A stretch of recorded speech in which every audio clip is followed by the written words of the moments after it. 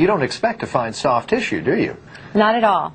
No. It was utterly shocking. So you have to sort of rewrite the book as far as fossilization goes, I assume. Well, that's the exciting part for me. I've always been very intrigued by how things change in going from a living being to part of the rock record. And like I said, a lot of our science doesn't allow for this. All of the chemistry and all of the molecular breakdown experiments that we've done don't allow for this. So if this material turns out to be actual remnants of the dinosaur, then yes, I think we will have to do some certainly rethinking of some of the basics of the model of fossilization.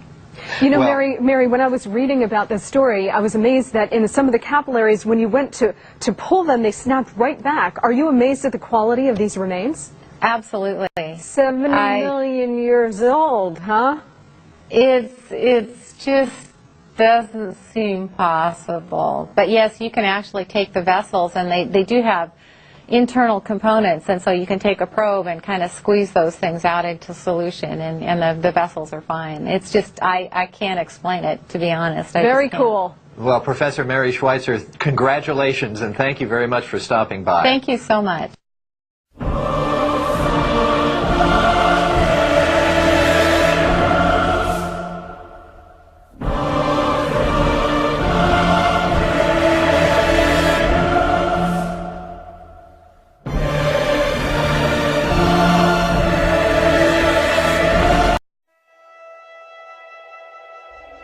Is there evidence of giants on Earth? Most people don't even think about giants. If they do, it's in an imaginary conception. If you do not believe in the Bible, then this idea seems foolish. Some believe the stories of the Bible are just analogies, intended for a life-teaching experience. I consider the Bible to be the most accurate form of truth in this world. The subject of giants on Earth is probably not for everyone. It seems to be a subject for the scholars and the few believers. I compare the evidence of giants to an illusional picture, which we are all familiar with. You see one idea, turn it around, and you see something else, not evident in the first perspective. Everyone is susceptible to these psychological illusions. The problem, as I see it, is most people do not turn the picture around. There is also a mysterious spiritual principle involved in this scenario. This is probably why most people do not understand, perhaps for hidden reasons. My research is based on faith in the Bible, a core of truth in early Jewish writings, other ancient texts, and existing archaeological artifacts. These ancient cultures were not ignorant, as we have been led to believe. They were highly intelligent, in mathematics, physics, engineering and astronomy. So I introduce to you a new perspective of the megalithic structures around the world and their myths. Maybe at the center of these myths are elements of truth.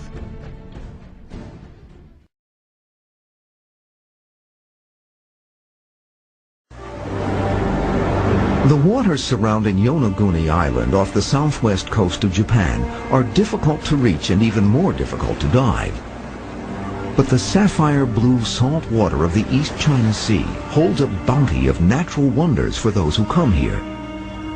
This undersea world has rarely been seen by people outside the tiny Japanese diving community that claims this part of the ocean for their own. In 1987, scuba instructor Kihachiro Aratake sets out to find ways to attract more divers to Yonaguni.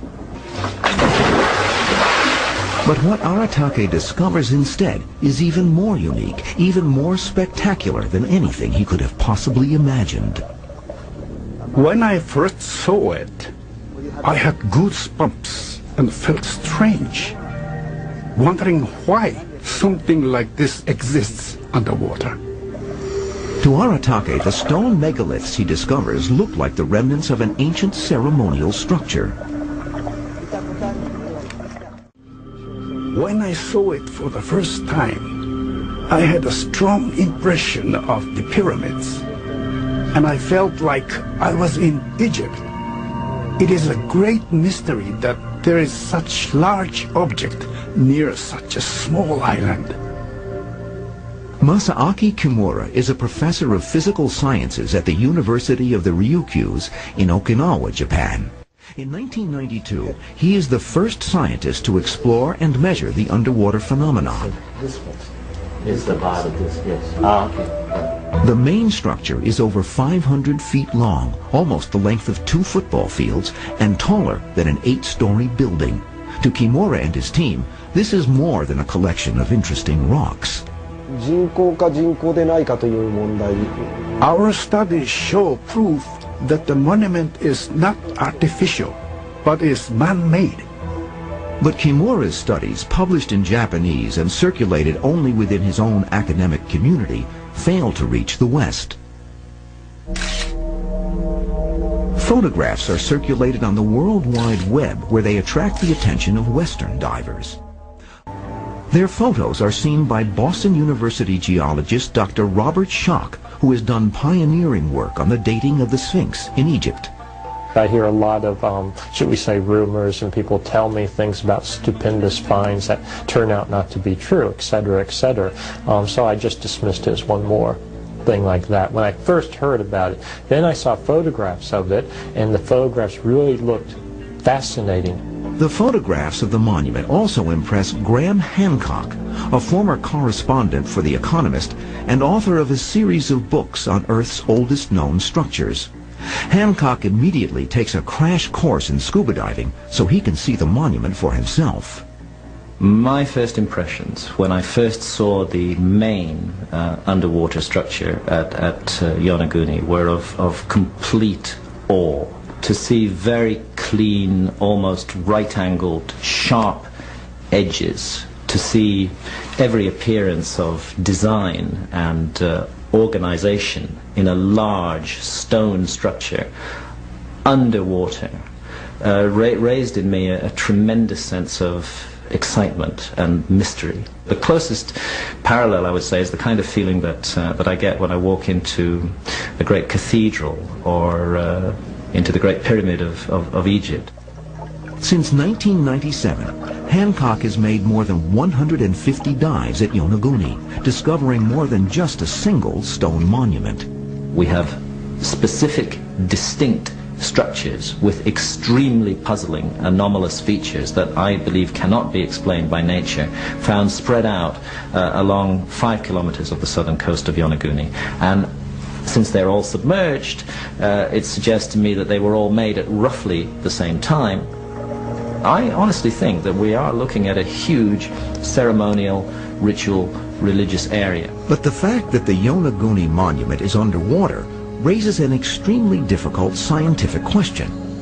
If these stone structures were in fact created by humans, then they would have had to have been carved when the monument was above water.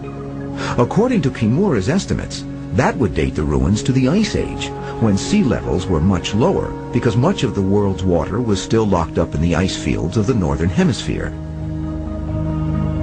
That means that the last time the Yonaguni monument was above water was approximately 8000 BC, predating Egypt's pyramids by more than 5,000 years. The monument might be 10,000 years old or older, which would make it the oldest structure in the world. But dating the Yonaguni monument to the Ice Age flies in the face of the timeline currently accepted by mainstream archaeologists. Large-scale man-made constructions of this nature require a level of organization and planning in society which historians presently are unprepared to accept could possibly have existed 10,000 years ago. And therefore proof that these structures are man-made, and indeed if we can get to it, that they may be 10,000 years old, is by definition going to force a revision of history. According to experts, around 8000 BC, we were primarily hunter-gatherers, nomadic, unorganized clans who had only the most rudimentary stone tools. Certainly not the kind of society capable of creating the Yonaguni monument. The general scenario for the rise of what we would call civilization or sophisticated civilization is that it begins in Mesopotamia and Egypt around 3000 BC. John Anthony West has written a number of books about the monuments of early humans. And West, like Hancock, believes that there is ample evidence throughout the Earth that a sophisticated Ice Age civilization could have existed, a civilization described for millennia in the oral histories of many cultures. It's very important to remember that there are large numbers of ancient traditions that refer to a lost civilization destroyed by a flood. But until the discovery of the Yonaguni monument, tangible evidence to support these ancient myths was lacking. There was no known evidence of megalithic structures, monumental building, even say in the 3000 BC range. And if this was going back to maybe 6,000 or 8,000 BC, that was even more stupendous. When we continue, mysterious pyramids, temples, and shrines around the world with eerie similarities to Japan's mysterious pyramids. I think that there's a ton of evidence out there that says that ancient people were in constant contact with each other much further back than we like to believe. Were I to focus on any one area of the Yonaguni monuments, I might be persuaded that it had been made by nature. But the combination of so many different features in this one area, for me, makes it extremely unlikely that nature could have done them all. And if Hancock is willing to concede some natural forces at work on the monument, Schock is willing to hold out the possibility of some artificiality. Is the monument of Yonaguni a natural rock formation that at most was a source of inspiration for early island inhabitants? Or is it the world's oldest artificial structure, the work of a legendary prehistoric civilization? At present, there is only educated speculation. To really know the significance of this mysterious site will require a comprehensive study by mainstream scientists. To date, no such study is planned. The question of considering a phenomenon like a series of submerged anomalous structures off the coast of a Japanese island, and the fact that very few academics have been prepared to spend even a minute of their time looking into that, to me this is a huge failure of science in the world today. In Japan, there are only a few archaeologists who can dive and study the monument firsthand. So other academics who haven't seen the monument with their own eyes are drawing conclusions based on imagination. If they come, dive, and hypothesize with us, I'm sure my theories about Yonaguni will take a positive direction. I'm quite sure about that. According to ancient Chinese legend, over 100 pyramids discovered in China are the legacy of extraterrestrial visitors. When local villagers were asked about the pyramids, they said they were built by the ancient giants. When they questioned the custodian of a local monastery about them, they were told that, according to records housed in the monastery, the pyramids were said to be very old. Since the records were themselves over 5,000 years old, one can only guess at the age of the pyramids themselves. The traders were told that the pyramids belonged to an age when the old emperors reigned in China, and that the emperors always stressed the fact that they were not from Earth. Rather, they were the descendants of the sons of heaven, who roared down to this planet on their fiery dragons. The traders were told that the pyramids had been built by visitors from the heavens. It is interesting the monastery custodians used the phrase, sons of heaven. This is the same terminology as the Bible in Genesis chapter 6 verse 4. The Nephilim were in the earth in those days, and also after that, when the sons of God came unto the daughters of men, and they bare children to them, the same were the mighty men that were of old, the men of renown. Genesis chapter 6 verse 4.